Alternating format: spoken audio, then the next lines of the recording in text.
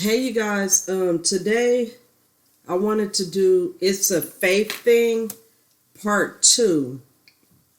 Please read the description before you watch the video because I sometimes add more scriptures or different information in there. In this video, I want to share some of the reasons why some people aren't being healed. And I just learned actually from after I did the last one that we've been treating spiritual problems medically.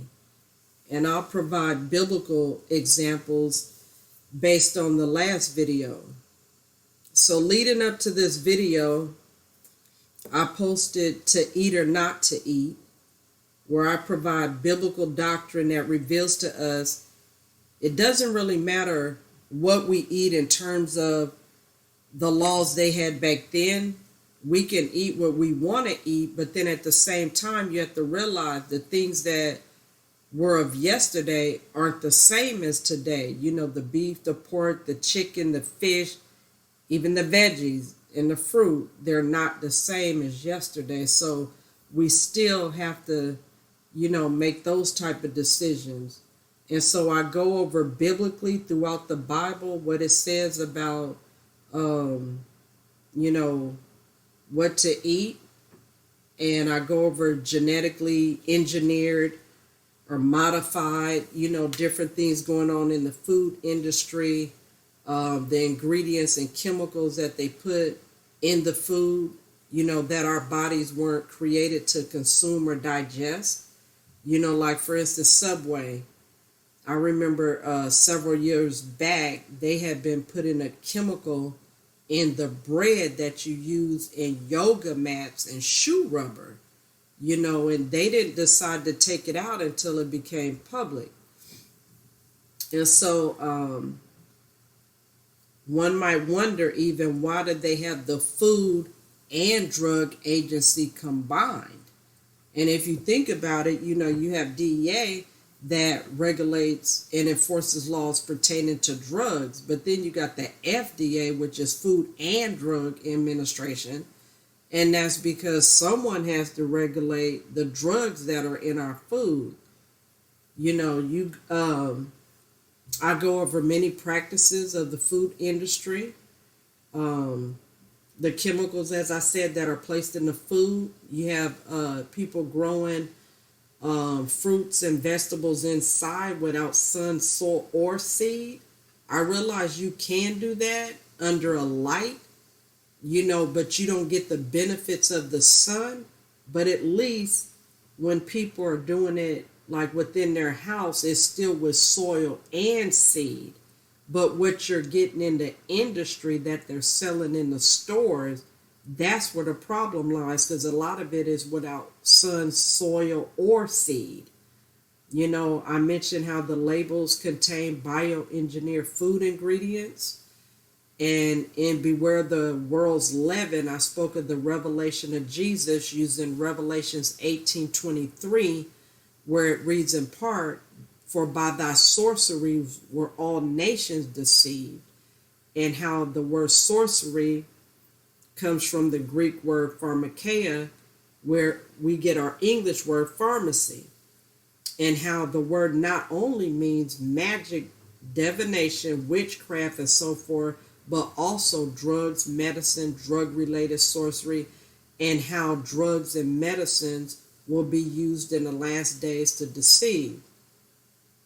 I gave an extensive list of commercials for drugs and injections and the many side effects they cause, and how there's just this big push to medicate and alter our natural body and mind to the detriment of our well-being.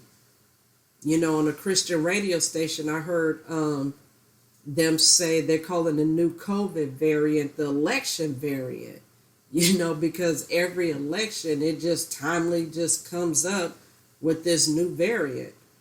I also discussed the fentanyl problem and the lax laws in San Francisco dealing with the drug problem. Just recently, maybe a week or two ago, I was telling a friend how this country tolerates so much. Like many of you probably heard, of course, when Brittany Griner, who plays for the WNBA, was in Russia. She was caught with weed, and they kept her over there for the longest, and she was in jail. But this country allows people to come to this country and brazenly, just out in open, just sell fentanyl and heroin and meth, on the sidewalk, that turns, people's sons and daughters into zombies and just the walking dead.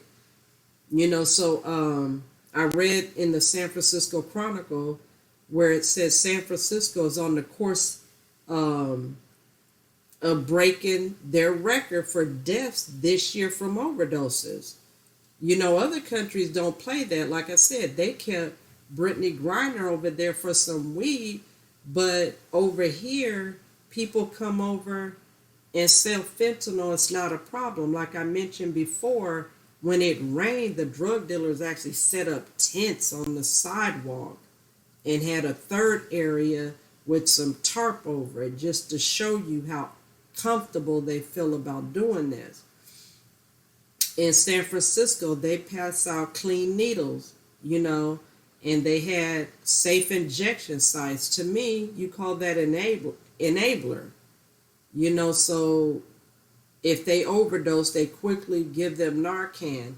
But this is that sorcery again, that drug-related sorcery. The reason they tolerate it, here, a lot of other countries don't even have the same problems that we have because they find solutions or fix the problem versus putting a Band-Aid on it. So you can't even walk around with an open alcohol container, but yet you can have, a pipe or some foil to do, your fentanyl and meth and so forth with. Pass out clean needles, as I said, that's a enabler. And so in the last video, It's a Faith Thang, I pointed out the importance of knowing the source of your sickness, disease, and infirmity, and the ways in which you can be healed by providing biblical doctrine. Since I posted, there's like several other reasons that came to mind that I want to share as well. So in the first one, It's a Faith Thing, I shared how Jesus healed so many of various infirmities, sickness, and all manner of disease, whether physical or spiritual, and gave his disciples power and told them to cast out demons, raise the dead, and heal the sick. So we know God wants us well, both physically and spiritually. If you look in Isaiah chapter 53, 4 and 5, it says, "Surely he hath borne our griefs and carried our sorrows, yet we did esteem him stricken, smitten of God, and afflicted. But he was wounded for our transgressions, he was bruised for our iniquities. The chastisement of our peace was upon him, and with his stripes we are healed." In Matthew 8, verse 16 and 17, it said, "When the even was come, they brought unto him many that were possessed with devils, and he cast out the spirits with his word, and healed all that were sick, that it might be fulfilled which was spoken by Esaias the prophet, saying, himself took our infirmities and bare our sickness." Now, if you just look at these two scriptures alone, it lets you know that Jesus wants us healed both spiritually and physically. Matthew 16, again, it says, "And he cast out the spirits with his word."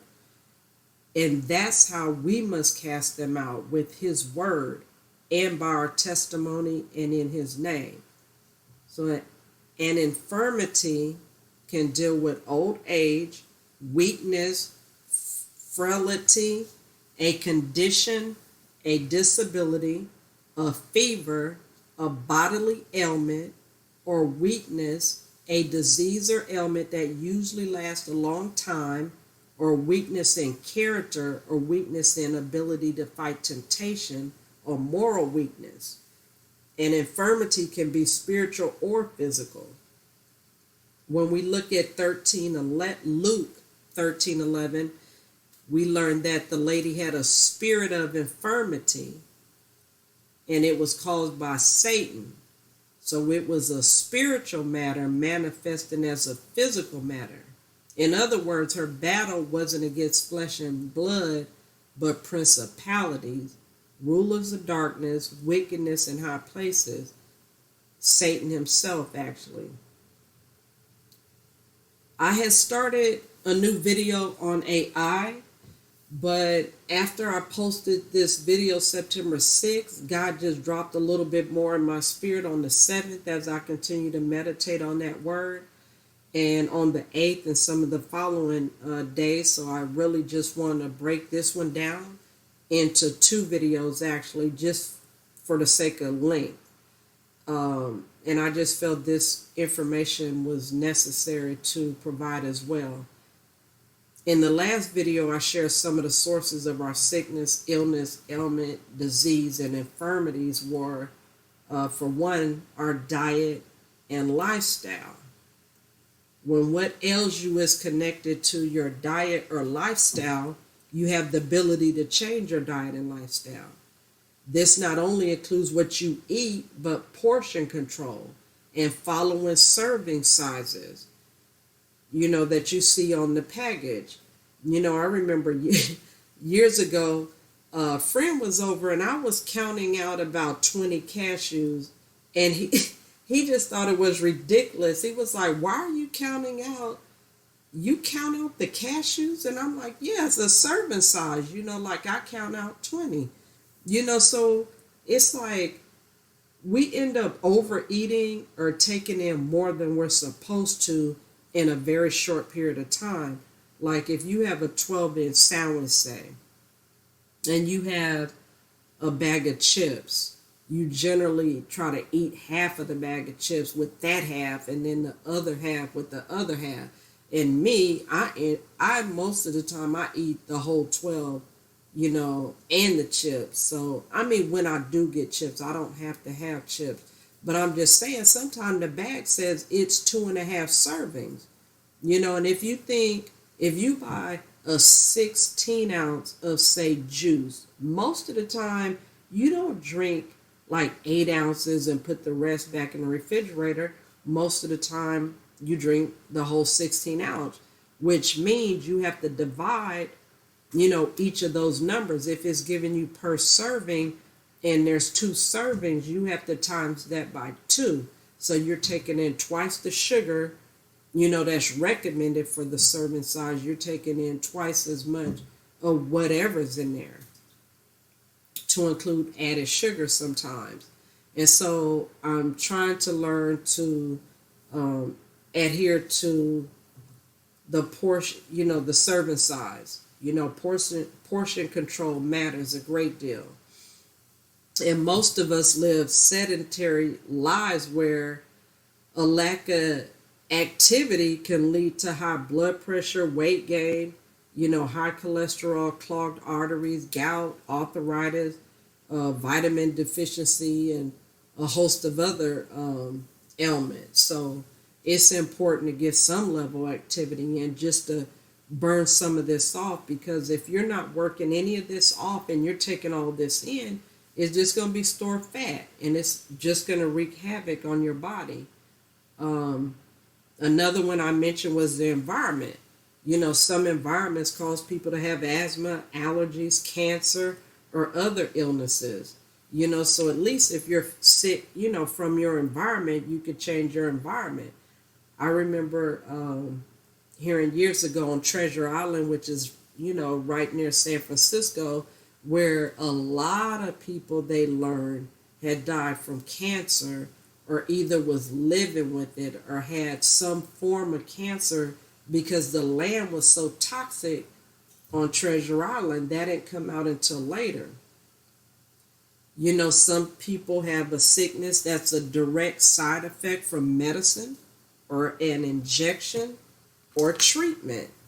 You know, if you go back 7 years, you know, I mean, they didn't have all these commercials like they have now.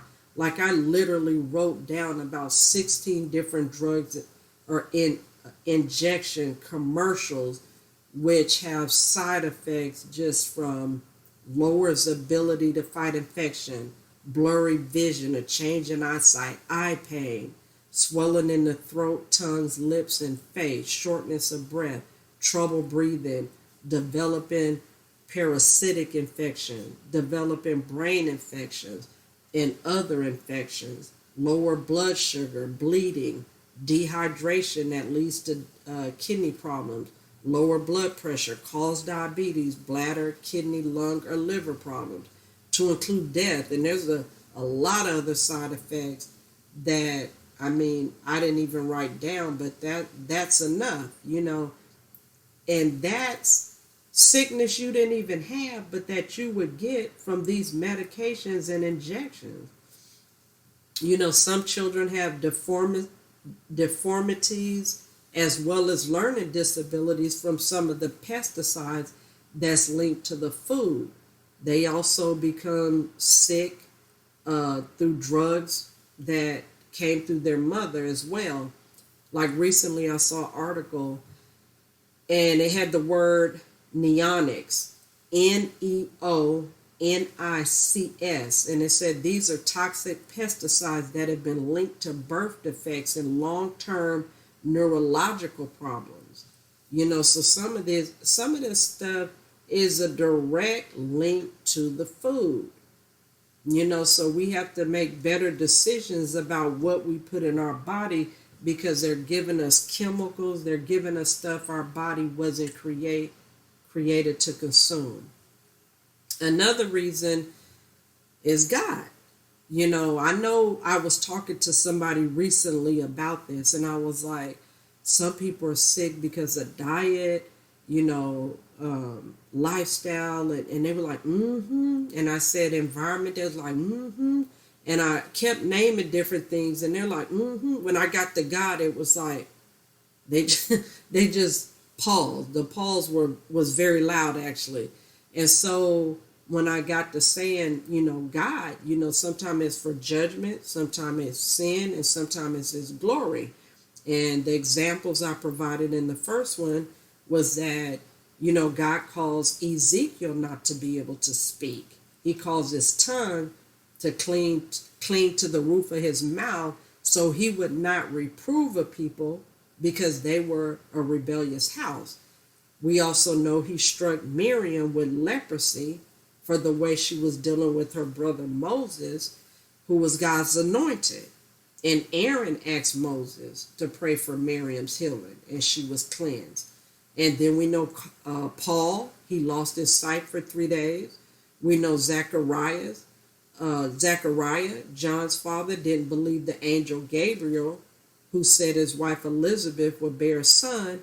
And so his speech was removed for over 9 months, whatever that duration was at the time he was told, till the time she conceived, to the time she bare her son. 2 Chronicles 21:18 and 19 reads, and after all this, the Lord smote him in his bowels with an incurable disease. Verse 19, and it came to pass that in the process of time, after the end of 2 years, his bowels fell out by reason of his sickness, so he died of sore diseases. And his people made no burning for him like the burning of his fathers. In Genesis 20:1 through 18, well, you can read that, but verse 17 says, so Abraham prayed unto God, and God healed Abimelech and his wife and his maidservants, and they bare children. For the Lord had fast closed up all the wombs of the house of Abimelech because of Sarah, Abraham's wife. So when Abraham said, she's my sister, You know, Abimelech still was judged for him allowing Sarah, even though he prevented him from doing anything with Sarah. It was still a problem God had with him, and he had closed all the wombs so they couldn't bear children. And so sometimes this is something that takes place that's from God as well. In 2 Chronicle 16:12 and 1 Kings 15:23, we hear about Asa. And it says, in Asa, in the 30 and ninth year of his reign, was diseased in his feet, until his disease was exceeding great. Yet in his disease he sought not the Lord, but to the physicians. Verse 13, and Asa slept with his fathers and died in the 41st year of his reign. So we see he had a disease in the 39th year of his reign, and he died in the 41st year of his reign. So he endured this great suffering and affliction in his feet for 2 years, and would not seek the Lord, but just the physicians. You know, we see that today, where more people rely on physicians than they do of God. You know, this man, he didn't even seek out the Lord, but he wasn't, it's not like he didn't believe in God. Like in verse 14, it mentions apothecary's art. You know, today's terms for that is pharmacists and chemists. This too could be pharmakeia. On October 14, as I was wrapping the typing of this up, a friend sent me a picture she had taken of a flyer posted on a store, and it was for a witch fest. You know, it's an event where they're going to have over 30 vendors, and it showed a gathering of 7 Bay Area communities of witches. And I saw the words apothecary, just like the one I just read that was in the Bible. And it says holistic and mystical practitioners. It says free to attend, all ages. And I was like, you know, this too, that's that pharmakeia, you know, them using apothecaries to carry this out. Now, even though Asa didn't seek the Lord and only physicians, if you read about 1 Kings 15, 9 through 14, you will see that he removed the sodomites, the male prostitutes, out of the land. He removed his mother from being queen because she had set up idols. And it said, and his heart was said to be perfect with the Lord all his days, and he did that which was right in the eyes of the Lord. You know, so this example shows us, even when we are following God diligently, some will seek physicians and not the Lord. And Asa suffered excruciating pain and would not seek the Lord for 2 years, and then died as a result of that disease. You know, some of us seem to be the same way. We trust God in one area, but then in that area, we don't trust him. You know, we need to trust him wholeheartedly. I believe I mentioned on the last video, I think I did, but at any rate, I met someone about a month ago, and he told me years ago, probably 15, 20 years ago, that there was a shooting at the college he had attended, and he got hit in 3 places, and 1 bullet is actually still in him. And he said the doctors told him he would never walk again. He said in 5 months and 2 weeks, he was walking, and he's been walking since. And so, you know, just throwing that out there to encourage you, like sometimes the doctor will give you some type of information, and you can't necessarily just take that and run with it, because it really depends on what God says about it. You know, There's several other videos that I provided where I gave a lot of testimonies where doctors said otherwise and God said otherwise. You know, I had also shared before about a friend of mine whose husband was given 4 days to live, and their 4-year-old granddaughter prayed something simple, like I think it was, God, please heal my pop pop, or please let my pop pop live. Something just like that out of the mouth of babes. And those 4 days turned into 4 years. You know, I was like, wow, so God is still moving in that manner. James 5:16 says, confess your faults one to another and pray for one another that ye may be healed. So that's another way to confess your faults one to another, pray for one another that ye may be healed. The effectual, fervent prayer of the righteous availeth much. So the guy was telling you I met, he believed and he walked again. His faith made him whole. The grandfather lived because the effectual, fervent, which is passionate, heartfelt, powerful, or wholehearted prayer of a 4-year-old availed much.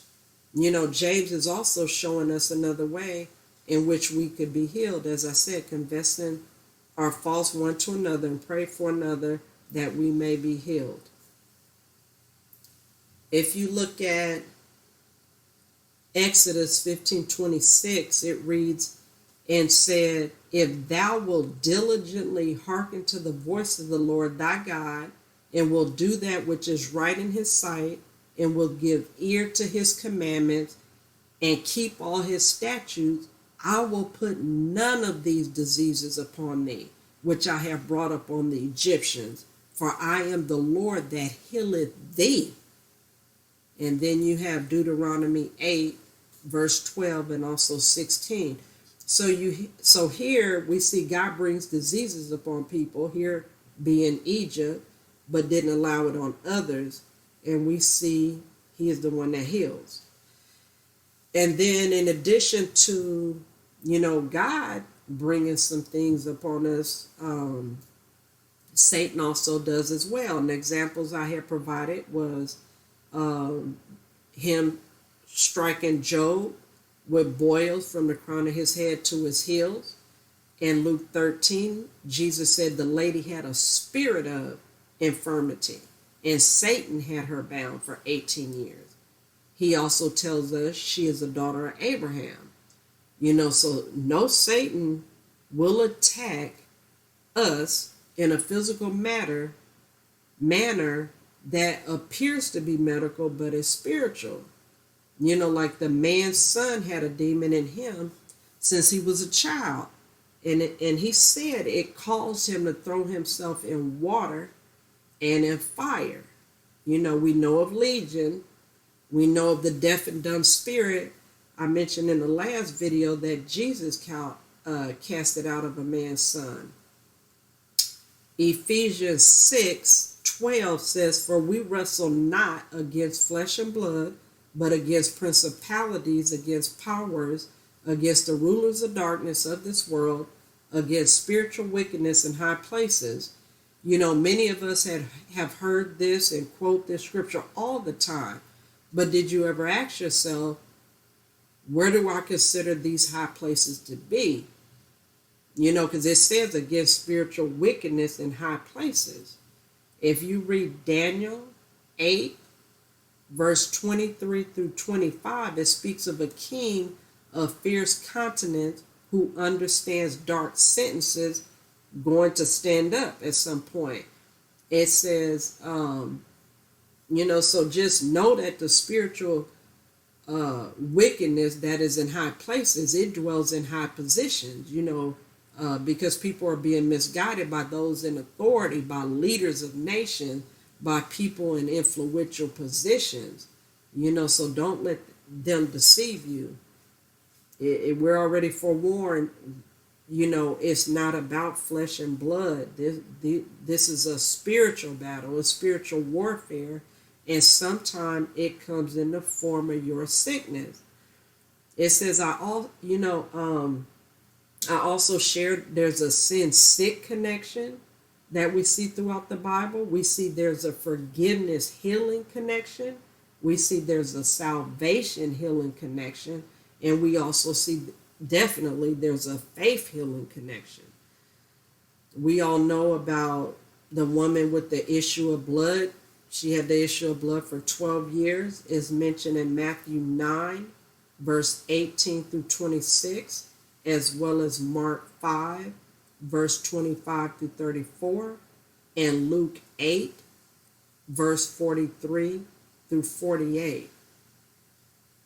We learned in Matthew, Mark, and Luke how the woman had the issue of blood for 12 years, how she has suffered many things of many physicians, has spent all she had, and had not gotten better, but rather grew worse.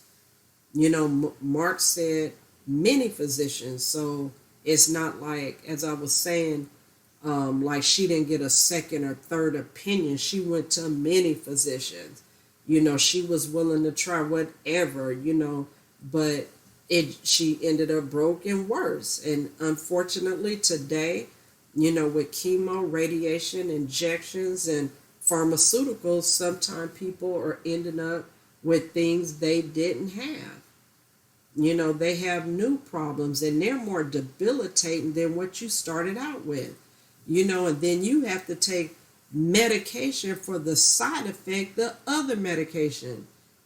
So now you have to use a new medication to treat the new stuff that the medication or the treatment or the injection caused. So, you have to really exercise your faith. You really do.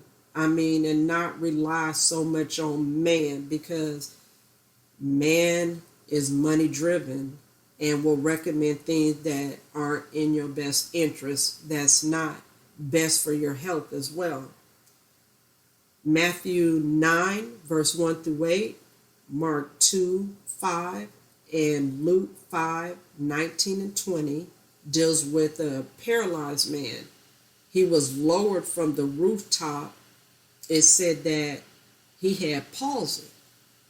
In verse 20, it says, and when he saw their faith, he said unto him, man, thy sins are forgiven thee. In verse 24, it said, but that ye may know that the Son of Man hath power upon earth to forgive sins. And he said unto the sick with the palsy, I say unto thee, arise and take up thy couch, with his bed, and go into thine house. So it was a faith thing. And we see the forgiveness healing connection. So first thing, he saw their faith. Then he forgave his sins. And then he healed it. So let God first see evidence of your faith.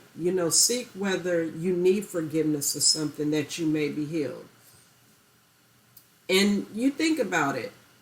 That man didn't ask for forgiveness.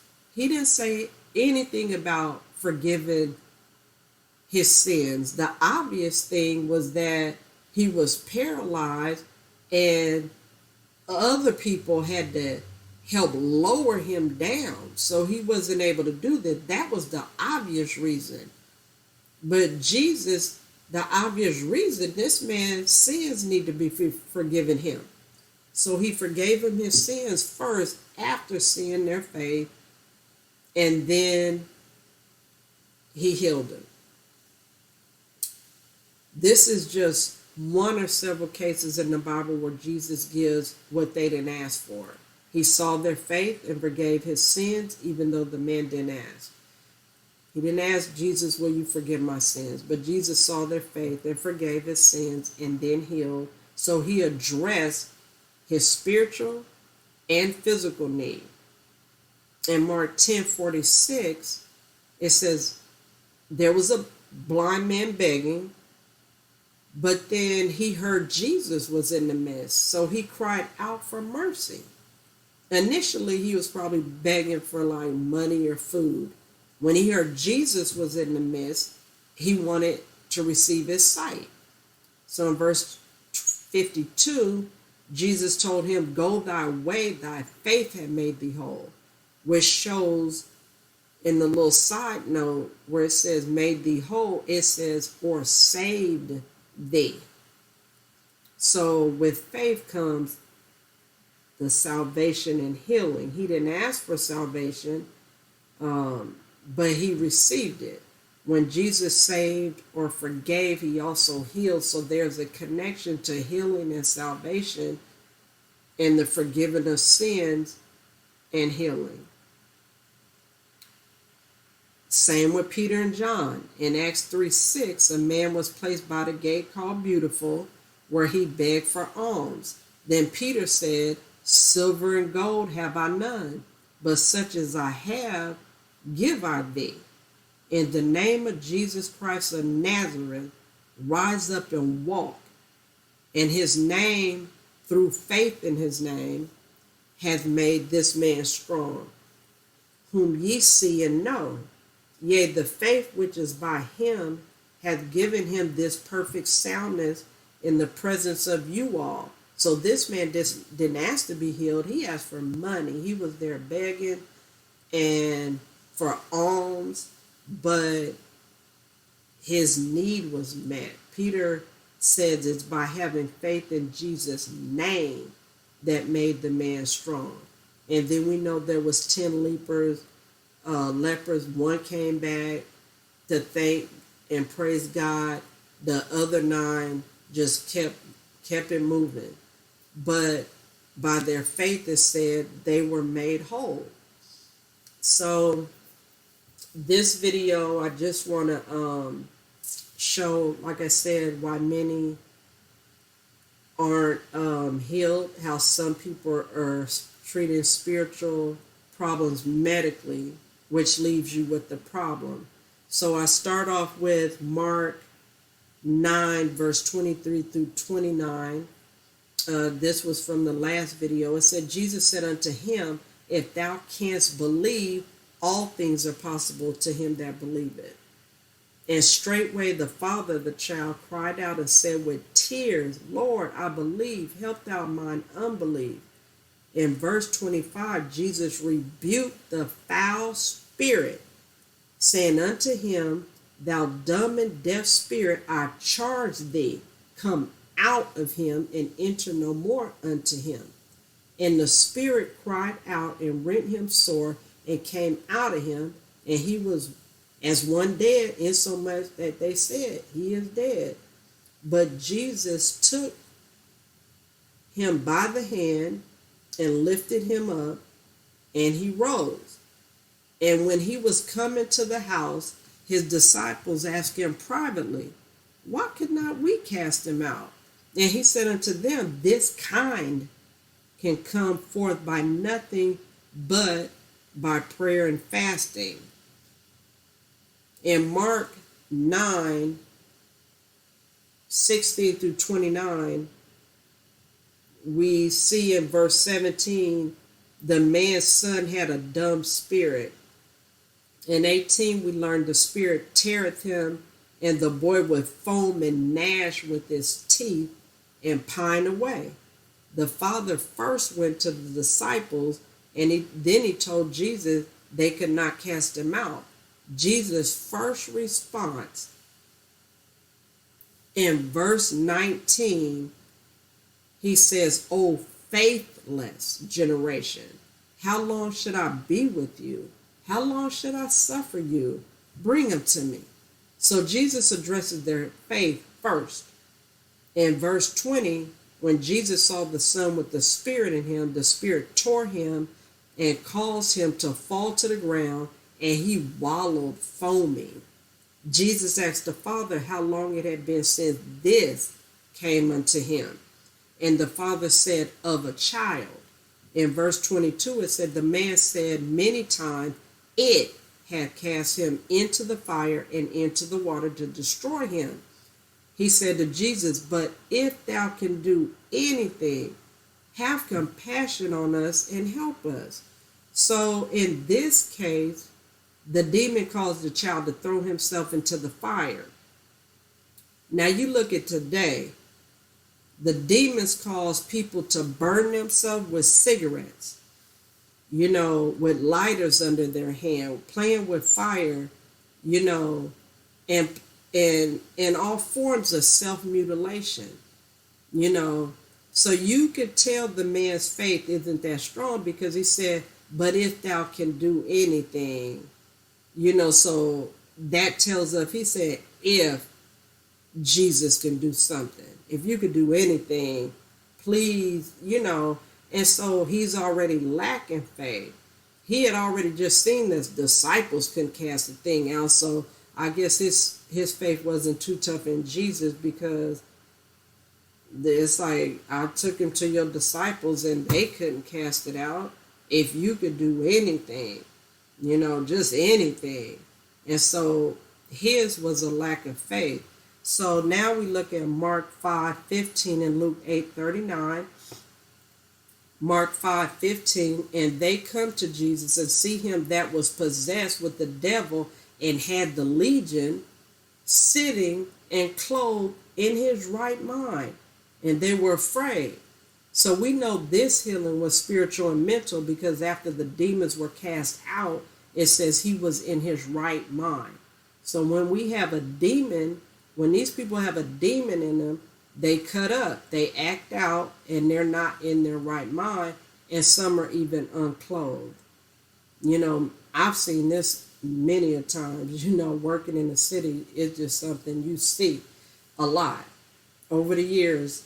So many people see this, but they don't call it out, because man seeks to call it other names versus possession. Like I mentioned, 5 major demon encounters I had, each one more advanced than the one before it, and I didn't address the individual. I spoke directly to that demon. Like I said, I already knew what was in me, had defeated what was in her. So it wasn't even about me or her. And so in the last video, I shared how verse 25, at the time I was typing this, and it's a faith thing, on August 11th, that this here stood out to me, where it says Jesus called the spirit what it was, saying, thou dumb and deaf spirit. The reason, as I was sharing, is that the reason it stood out to me, because I was saying before how last year I had gotten so angry, and I end up in hindsight realizing that anger just isn't an emotion. It's a spirit. It takes on a life form, and it has power. But I realized it was power I had given it by entertaining this anger, too long. The Bible literally says, don't let the sun go down on your anger. This is not something that, you should continue to entertain, because then it becomes a spirit of anger. It's not just like, I'm mad, it's actually a spirit of anger. And so anger also can literally take on many different forms. And so the reason I feel that this is important to understand, you really have to call it out, as Jesus was very specific. It was a dumb and deaf spirit. I also shared how I had met a lady, and she was kind of consumed by fear, and how she had written a letter to fear. And I was saying, by doing so, she literally confronted her demon. So here's what God was revealing to me after I posted the video September 6th. It's a faith thing. So as I meditated on the content of the video, I kept thinking of the dumb and deaf spirit, and how I realized that anger was not just an emotion, but a spirit of anger. When you give life to it, and I thought about how the spirit of fear had worked within the woman, until after a while she wrote a letter to spirit. And I always had tripped off the language used in Luke 13 where it says she had a spirit of infirmity. It didn't just say she was sick, she had an illness or a disease, was afflicted, disabled, but it says she had a spirit of infirmity. And then I thought about how God has not given us a spirit of fear. So a couple of days after I posted the video, I turned on the radio as I was getting ready for work, and like the tail end of Joyce Meyer's segment was ending. She's just like one of the many religious leaders that's on the station.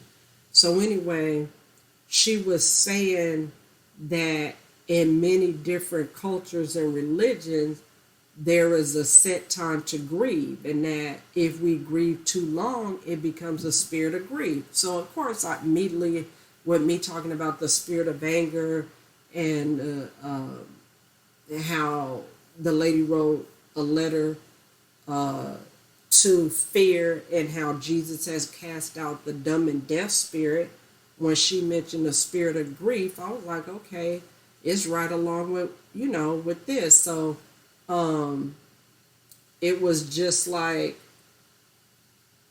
if you grieve too long, it can become a spirit of grief. And this is what she was saying.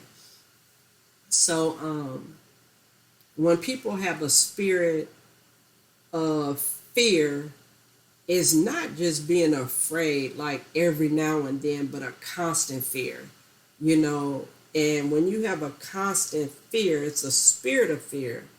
And that can lead to anxiety attacks, paranoia, depression, isolation. You can make wrong decisions. It could take on many forms. And we know the spirit of fear is not from or of God. He is not giving us a spirit of fear. As I was studying, I found Numbers 20:29, and it said that they have mourned for Aaron for 30 days. There was somebody back in the day who was Muslim. She had lost her daughter, and I learned at that time that they only expect them to grieve a certain amount of time and move on, and you're even supposed to bury them within a certain time frame. In Ecclesiastes 3:1-8, we learn to everything there is a season and a time to every purpose under the heaven. In verse 4, it said there's a time to weep and a time to laugh, a time to mourn and a time to dance. So I really hope you take the time to read Ecclesiastes 3:1-8, because many of us have stayed in the state past the season. Like verse 6, it says a time to get and a time to lose, a time to keep and a time to cast away. But a lot of us are hoarders. We keep everything, and we don't cast out stuff we no longer wear, no longer fits, no longer use it, me included. I mean, I need to get rid of a lot of stuff, but it says there's a time to keep and a time to cast away. We learn to everything there is a season, so we shouldn't stay in a state with a spirit of infirmity or a spirit of fear or a spirit of grief or a spirit of doubt or a spirit of anger or a spirit of jealousy or envy or whatever that spirit may be. In addition,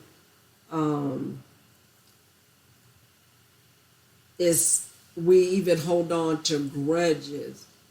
Some people, like it talks about a time for peace, a time to war, a time to hate, a time to love. There's a time, there's a season, but sometimes people will hate to the grave. They will hold a grudge to the grave. So please remember, look at Ecclesiastes and read about all these seasons because they really can help us. We're not supposed to keep holding on to grief. We're not supposed to keep mourning to the extent that is taking life from us, and we're not being productive, or not feeling like doing anything, or we just harboring it till we can't even live in the abundance that Jesus wants us to live in. So anyway, as I said, I used to trip off the language of spirit of infirmity, and where Jesus rebuked the fever. The lady wasn't just sick, but she had a spirit of infirmity, and Satan had her bound for 18 years. Jesus didn't just touch Peter's mother-in-law. It says he rebuked the fever. And generally, you rebuke like a person, which he wasn't doing. Normally, you rebuke demons. So when it said Jesus rebuked the fever, the lady had a spirit of infirmity. And after reading how Jesus rebuked the foul spirit, a dumb and deaf spirit, to come out and do not enter, plus knowing the man's son had a demon that caused him to throw himself in the water and fire, and that it was a dumb, deaf, and foul spirit, it showed me that we have spiritual problems that appear or manifest medically. So we seek out physicians. In addition, we can be blind and deaf spiritually. In Isaiah 42:18-20, it says, "Hear ye deaf, and look ye blind, that ye may see. Who is blind but my servant, or deaf as my messenger that I sent? Who is blind as he is perfect, and blind as the Lord's servant, seeing many things, but thou observest not, opening the ears, but he heareth not. As it is written, having eyes and not perceiving, and ears and not hearing." Matthew 13:14 said, "Therefore speak I to them in parables, because they seeing see not, and hearing they hear not, neither do they understand." In Isaiah 6:9, and he said, "Go and tell this people, hear ye indeed, but understand not, and see ye indeed, but perceive not." So we do see that you could be spiritually deaf and blind as well. So when you look at rebuke, since he rebuked the fever, it means to criticize someone. Let me see, here it goes. It means to criticize someone sharply and reprimand, to express sharp criticism, to check or express, to scold, to speak angrily or critically to or towards someone for doing something you disapproved of. So it deals with rebuking a person, but Jesus rebuked the fever. In Matthew 8:26, Jesus rebuked the demon. So we see the rebuke is to a person or a demon, but Jesus rebuked the fever and it left her. When we get a fever, we take, or are told to take, like Tylenol. Drink lots of fluid, water, tea, juice, get lots of rest. But Jesus rebuked, and she got up, and she was hospitable to her guests, whereas prior she was in bed because that's how bad the fever was affecting her. If you look at Luke 4:32-39, it starts out, "And they were astonished at his doctrine, for his word was with power," which means the power is in God's word. So when we have issues, we need to say what the word of God says. The following scriptures deal with a man who had an unclean spirit. Verse 33, "And in the synagogue there was a man which had a spirit of an unclean devil, and cried out with a loud voice." It says the man with the spirit of an unclean devil was in the synagogue. A synagogue is a building or place of meeting for worship and religious instruction in the Jewish faith, a congregation of Jews for the purpose of worship or religious study. So the unclean devil was in a person who was in the place of worship. I just was making that clear to know that there are some people in the church with unclean spirits.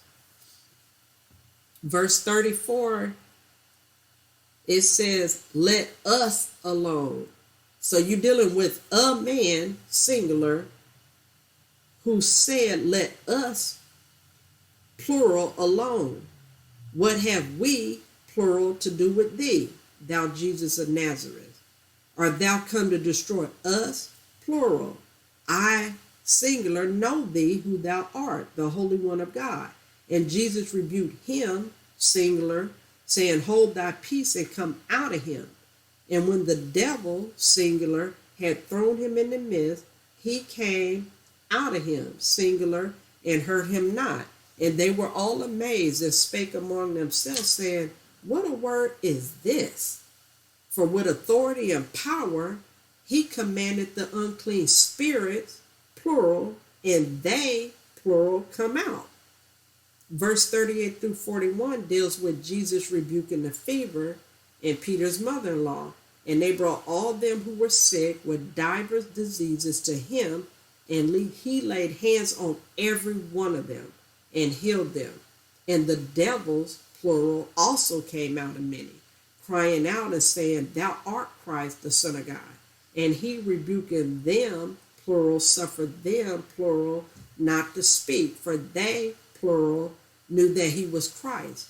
So we see from Luke 4:32 through 34 examples of Jesus rebuking demons and a fever.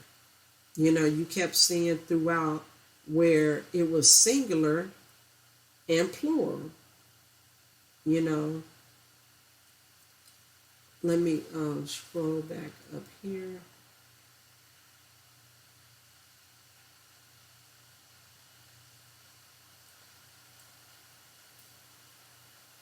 Okay, so I have been sharing with several since prior to the first writing and thereafter that we remain sick, as I was saying earlier, because we aren't addressing spiritual matters by spiritual methods. So that's what I want to do now, is look at each situation. So we see, as I pointed out earlier, that Jesus had rebuked a foul, deaf, and dumb spirit that had entered in a child, and as a result, the child wasn't able to speak or hear. So take a child, you have a child, and the child, you realize the child, the baby, is not responding in a manner in which it should if it heard you, you know. And after a while, you see the child is having difficulty speaking. So the first thing you start doing, for one, you go to the hospital and they run little tests to see if the child can hear or what's going on. And then they could deem like, oh, the child's deaf.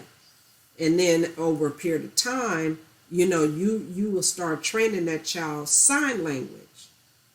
You know, so you not knowing it's a spirit, a dumb and deaf spirit, a foul spirit. You take your child to the hospital, they check the hearing, they recommend speech therapy and a hearing aid, and go on the rest of their lives doing sign language, but the spirit is still in there wreaking havoc, tormenting the child.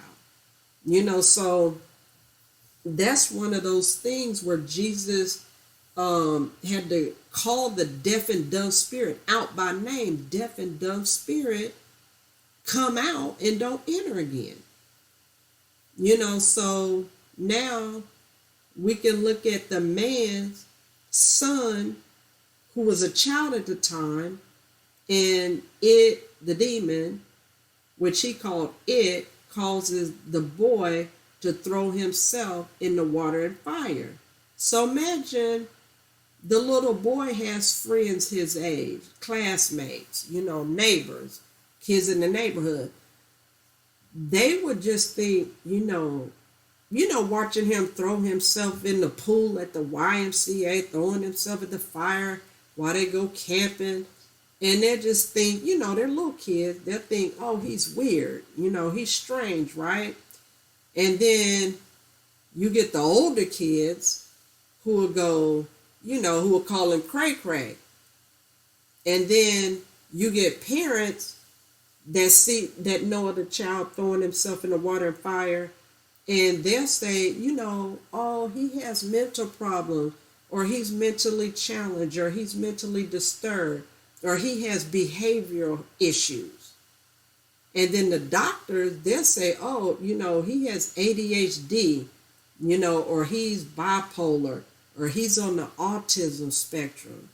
And as he gets older, the doctors might say he's schizophrenic, or he has multiple personalities, or split personality, or bipolar, or he had a psychotic episode.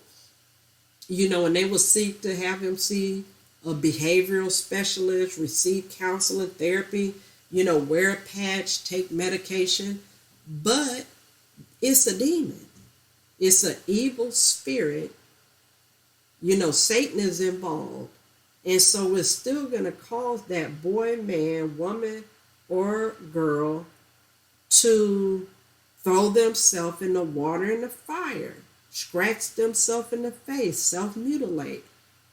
Christians have to recognize when it's a demonic and spiritual attack and when it deals with possession, because it must be cast out in faith and bound and told not to enter again. When you look throughout the Bible, and correct me if I'm wrong, I've even asked others, but I haven't seen an example in the Bible where somebody was diseased of the mind where it was medical. I see problems that deal with spiritual problems of possession. Even you see the word lunatic, but we also see when Jesus cast it out, the person was clothed and in his right mind. So demons, devils, they cause you to be outside of your mind, outside of character. So in English, the word lunatic is a person who is mentally deranged, a foolish person, or insane. The Merriam-Webster dictionary defines lunatic, affected with a severely disordered state of mind, insane, designed for the care of mentally ill people. And then the synonyms are psychotic, insane, mad, nuts, manic, crazy, and mental. And this is the word you see in the Bible. That's spiritual, not medical. And then you see in the Bible examples where somebody was blind, they were deaf, dumb, lame, had leprosy, palsy. You see some, when they got older, their eyes were dim, meaning their eyes began to change. They couldn't see as well. But anyone that has something that dealt with the mind, there was a spiritual influence behind it. Most people won't even speak on these things, but we have to start calling it what it is and stop pacifying it and be delivered and healed from spiritual matters that aren't medical matters. You can't cancel or medicate a demon. That medication or patch, the counseling and the therapy, that's for the physical person. You cannot control the spirit within that's causing them to be naked or eat or smear their feces or curse or have violent outbursts. I see people in San Francisco all the time that are out of their mind, that are lost, that are out of character, and at times partially naked. But remember, when Jesus cast them out, they were clothed and in their right minds. So now look at the woman who Satan had bound for 18 years. She couldn't stand up straight. She probably sought medical help. Her doctors may have said she had osteoporosis, some type of vitamin deficiency. They probably referred her to a chiropractor. They probably even recommended surgery, which could have actually led her to be like the woman with the issue of blood, where she didn't get better but only grew worse because it was a spiritual problem that appeared to be medical. Then you look at Job and his boils. One might use neem oil, Epsom salt, warm compressions, heating pad, puncture it, of course, to try to drain it, some tea tree oil, and not to say these things wouldn't work, but he was under a spiritual attack. These things made Job lose sight spiritually and question what he had done in the eyes of God. He became depressed. He hated he was ever even born, and that's because Satan made him appear to be forsaken. In Job's broken state, his wife encouraged him to curse God and die, which was spiritual warfare. So actually, I didn't want to make the video too long. And so, because most, sometimes they do extend an hour. And I know even though you watch an hour shows, sometimes you don't have time to sit here on YouTube and watch a whole hour. So I'm not sure how long it's been at this point, but I will break it off here and I will do It's a Faith Thang Part 3, just for the sake of length, but that'll be all for now probably. I will just, I've already finished typing it. It's just I didn't want to spend more time recording it, so I'll just do the Part 3 and then that'll be done with It's a Faith Thing, and then I will go into the other ones that have just been backlogged and try to catch up. All right, thank you for listening, and please stay tuned for Part 3.